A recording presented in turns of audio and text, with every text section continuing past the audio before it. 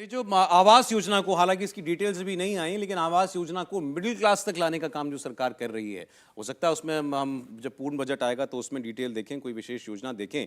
लेकिन सरकार का कहना है कि जो लोग किराए के घरों में रह रहे हैं वो भी अब मिडिल क्लास में जो आते हैं उनको अपने उनका घर का सपना पूरा हो, इसकी दिशा में सरकार काम करेगी। इसको लेकर क्या कहेंगे? देखिए, अगर आप अर्बन डेवलपमेंट मिनिस्ट्री के वेबसाइट पे जाएंगे, उन्होंने काफ़ी सारा काम किया है ये 3D प्रिंटेड हाउसेस और लो कॉस्ट हाउसेस के बारे में। यानी कि जो low cost pre fabricated houses हैं, जो काफ़ी हाई एंड तो नहीं बोलूँगा पर मीडियम हाई एंड की तरह हैं। अगर आप देख लीजिए, अभी एक वीडियो वायरल हुआ है ट्विटर पे, जहां एक 300 स्क्वायर फुट के फ्लैट 75 लाख के लिए बिक रहा है। अब 75 लाख तो कोई भी दे नहीं सकता है ऐसे घर के लिए एवरेज मिडिल क्लास में।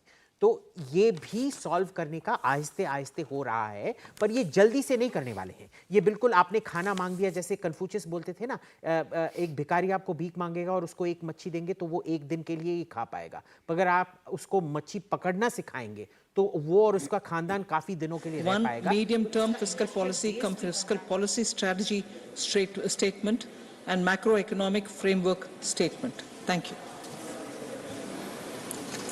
ऑनरेबल मेंबर्स, अर्बन जोनिंग का जो है ये मोस्टली स्टेट सब्जेक्ट है, कंकरेंट सब्जेक्ट भी नहीं है, और वो स्टेट्स को भी काफ़ी सारा ये होना पड़ेगा। मैं समझता हूँ इसमें क्या होगा कि जो बीजेपी स्टेट गवर्नमेंट्स हैं और जो अर्बन डेवलपमेंट मिनिस्ट्री है, उनके बीच में कोई एडजस्टमेंट होगा, जहां एक अर्बन एनवायरनमेंट क्रिएट किया जाएगा जो रहने के लिए अच्छा हो। अभी अगर आप देखेंगे आजकल कहीं, मेरे कॉलोनी में भी, शायद आपकी कॉलोनी में भी होता है कि भाई किसी ने कहीं कार पार्क कर लिया तो आके टायर फोड़ देते हैं, कांच फोड़ देते हैं, पता नहीं पार्किंग का इतना प्रॉब्लम है। अर्बन एरिया में अच्छे अच्छे कॉलोनी में, डिफेंस कॉलोनी में भी ये सब होता है, पता है आपको, जोरबाग, नीति बाग, ये सब में भी अच्छे अच्छे कॉलोनी में ये सब होता है। क्योंकि परिवार में सदस्य 4 हैं और गाड़ियां 3 हैं। बिल्कुल। तो इसको समाधान करने के लिए इसका एक पूरा होल ऑफ सेक्टर अप्रोच चाहिए, जो इंडस्ट्रियलाइजेशन भी हो सकता है। क्योंकि अगर आप अभी देखेंगे जहां जैसे कंस्ट्रक्शन होता है, जहां बहुत लो इनकम वाले लेबरर्स ईंट पे ईंट, कंक्रीट पे कंक्रीट लगाए जाते हैं, उसमें ज्यादा वैल्यू एडिशन नहीं है। यानी कि एक लेबरर को मैक्सिमम दिन में 500 रुपए मिलेगा। पर अगर आप एक प्रीफैब लेबरर को देख लें, जो एक फैक्ट्री के अंदर मकान बनाएगा और एक एक शीट करके ट्रांसपोर्ट किया जाएगा, उसमें देख लीजिए वही वर्कर, उसको ट्रेनिंग भी मिलेगा और उसको दिन का 1500-2000 रुपए ऐसे भी मिल सकता है। तो वैल्यू चेन एडिशन है, वैल्यू एडिशन है, हर चीज में पूरा इकोनॉमी आपका फिर ग्रो करता है। एक चीज की और मैं इशारा करना चाहूंगा, इस बजट में पर्यटन क्षेत्र पर जोर देने की बात कही है, और खासकर लक्षद्वीप जो अभी कुछ हफ्ते पहले चर्चा में था। मालदीव के लोगों ने के मंत्रियों ने कुछ ट्वीट किया था प्रधानमंत्री के खिलाफ, उसके बाद जो भारत के संबंधों में तलखी आई थी।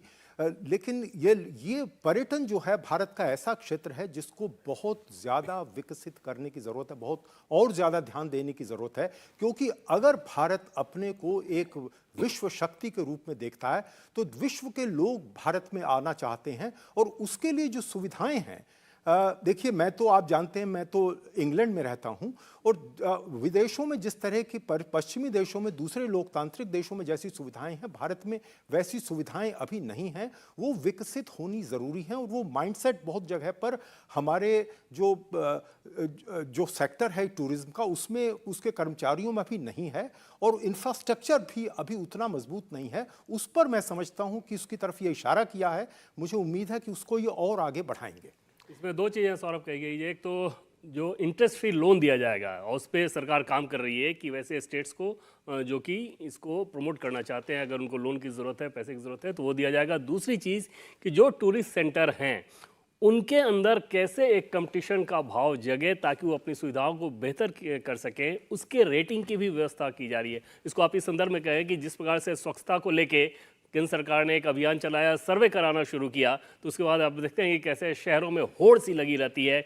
और ख़ासतौर पर सबसे ज़्यादा दिलचस्प मुझे ये नज़र आता है कि जिस ब्यूरोक्रेसी के बारे में आमतौर पर यह माना जाता है कि ऐसी चीज़ों के प्रति वो बहुत उदासीन रहते हैं, उनके अंदर अब ये भाव ज़्यादा आ गया है कि कैसे जिस शहर के लिए मैं काम कर रहा हूँ उसकी रेटिंग ऊपर आए। और उस हिसाब से आप समझ सकते हैं कि अगर टूरिज्म में भी यही कंपटीशन शुरू हो रहा है तो अपने आप में टूरिज्म सेक्टर के बूस्ट के लिए कितनी अच्छी चीज़ होगी वो। हर्ष जी, आप एक तो वो जो मिडिल क्लास को घर प्रोवाइड कराना, और दूसरा ये जो टूरिज्म सेक्टर, इन दोनों पर क्या राय रखते हैं? नहीं, मुझे लगता है कि इस मामले में इस सरकार ने जो काम किया है वो पहले से ही उसको बेहतर करने की कोशिश की। और मैं बार बार कहता हूं कि भैया देखो, किसी को कुछ पैसा कम दो, जीवन में सुकून दे दो। जब रेरा आया था, और आपको याद है हम लोग तो नोएडा में हैं, देश के सभी मेट्रो में जो प्रोजेक्ट 3 साल में मिलना था वो 7 साल 8 साल में मिल रहा था। और ज्यादातर की तो कई ऐसे प्रोजेक्ट थे जिसमें हजारों लोग फंसे हुए थे। हम यहां भी जानते हैं, हम जहां नोएडा स्टूडियो में बैठे हुए यहां भी आसपास में। रेरा के आने के बाद वो बेहतर हुआ। अभी सबसे जो जरूरी है कि अगर कोई पैसे लगा रहा है तो क्या उसको समय पर घर मिल रहा है, वो रेरा ने ठीक किया, उसका बजट से कोई लेना देना नहीं है। लेकिन सरकार ने अफोर्डेबल हाउसिंग पे पहले से ही इंटरेस्ट फ्री कर रखा है। अफोर्डेबल हाउसिंग को बढ़ाया एक तरफ कि 2 लाख रुपए तक आपको उसमें छूट मिलेगी, दूसरा जो ये प्रधानमंत्री शहरी और ग्रामीण आवास बन रहे हैं ये लोगों के जीवन स्तर को बहुत बेहतर कर रहे हैं। एक ऐलान जो मुझे लगता है कि जिसका जिक्र अलग से होना चाहिए, मैं इसमें भी पढ़ रहा था, चूंकि एनेक्चर आएगा तो बहुत सी चीजें समझ में आएगी। इसमें 3 बड़े इकोनॉमिक रेलवे कॉरिडोर की बात की गई है, जो जिसमें कहा गया है कि इससे कंजेशन भी कम होगा और लॉजिस्टिक्स कॉस्ट घटेगी। अब ये अपने आप में एक बड़ी चीज होगी, जिसको हम डेडिकेटेड फ्रेट कॉरिडोर के तौर पर पहले देखते थे, ये उसके एक्सटेंशन के तौर पर देखा जा सकता है, नंबर 1। नंबर 2, ये जब हम सरकार के तौर पर कह रहे हैं कि 2047 में विकसित भारत होगा, 100 स्मार्ट सिटी की बात कर रहे हैं, तो निश्चित तौर पर ऐसे कॉरिडोर्स की जरूरत होगी। और कई बार हम लोग कंपेयर करते हैं कि चाइना तो इतना आगे निकल गया, हमसे 6 गुना बड़ी अर्थव्यवस्था है, हम उस तरफ पहुंचने में अभी लंबा समय लेंगे। लेकिन अगर 2030 तक $7 ट्रिलियन इकोनॉमी बननी है तो हमारा इंफ्रास्ट्रक्चर उस तरफ है क्या? तो हम कम से कम पोर्ट के मामले में, रेलवे के मामले में, एयरपोर्ट के मामले में हम वो सब करते हुए दिख रहे हैं। और अगर हम लॉजिस्टिकल कॉस्ट घटाने में कामयाब रहे तो निश्चित तौर पर दुनिया की जो बड़ी इंडस्ट्री है, मैन्युफैक्चरिंग चेन्स है, वो भारत की तरफ आ सकेंगी। एक और बिंदु जिस पर डिटेल में चर्चा होनी चाहिए, जनसंख्या को रोकने के लिए कमेटी का जिक्र इसमें किया गया है। और किसी भी देश के लिए जो सबसे बड़ी चुनौती होती है वो उसकी पॉपुलेशन होती है। अब अगर सरकार के पास पैसा भी है लेकिन जनसंख्या बहुत ज्यादा है तो वो कैसे इक्वल डिस्ट्रीब्यूशन करेगी? तो जनसंख्या को रोकने के लिए कमेटी की बात करना ये कितना इंपॉर्टेंट अनाउंसमेंट है, नरेश जी? नहीं, एक लाइन नरेश जी पहले मैं जोड़ दूं। मुझे लगता है कि इसकी अभी कोई आवश्यकता थी नहीं, क्योंकि अब तो जनसंख्या वैसे भी स्टैग्नेट हो रही है। अब जो पॉपुलेशन है, वो ताजा जो आंकड़ा आया तो वो बता रहा है कि सभी वर्गों में धीरे धीरे घट रही है। आपको एक तरह से कहें कि बैलेंस बनाने की जरूरत है। क्या उसका पॉलिसी में जिक्र है? क्योंकि वो मैं नहीं देख रहा हूं। हो सकता है कि उसके आगे जब डिटेल में वो आए, क्योंकि रोकने का या जो जनसंख्या है उसके संतुलन का, दोनों में फर्क है। संतुलन वाला होगा तो अच्छा है। बिल्कुल, नियंत्रण और संतुलन। नहीं, मेरे विचार से ये जो है बहुत जरूरी है। थोड़ा स्टैग्नेशन जरूर है, लेकिन अभी भी मेरे विचार से भारत में जनसंख्या एक बहुत ही महत्वपूर्ण मुद्दा है। आप चीन से देखिए, चीन ने तो 1 चाइल्ड पॉलिसी के तहत दशकों तक उस नीति को आगे बढ़ाया, फिर लगा कि उससे नुकसान हो रहा है, फिर उन्होंने लोगों को और छूट दी। और अब चीन में ये स्थिति है कि वहाँ पर लोग इतने सारे प्रोत्साहन के बावजूद जो दंपति हैं वो बच्चे पैदा नहीं कर रहे हैं। तो चीन के लिए बहुत बड़ी समस्या है कि कैसे आगे बढ़े। भारत में इस समय ये समस्या नहीं है। भारत में अभी भी जनसंख्या की जो गति है और देशों की तुलना में जो है तेज है, विकसित देशों की तुलना में।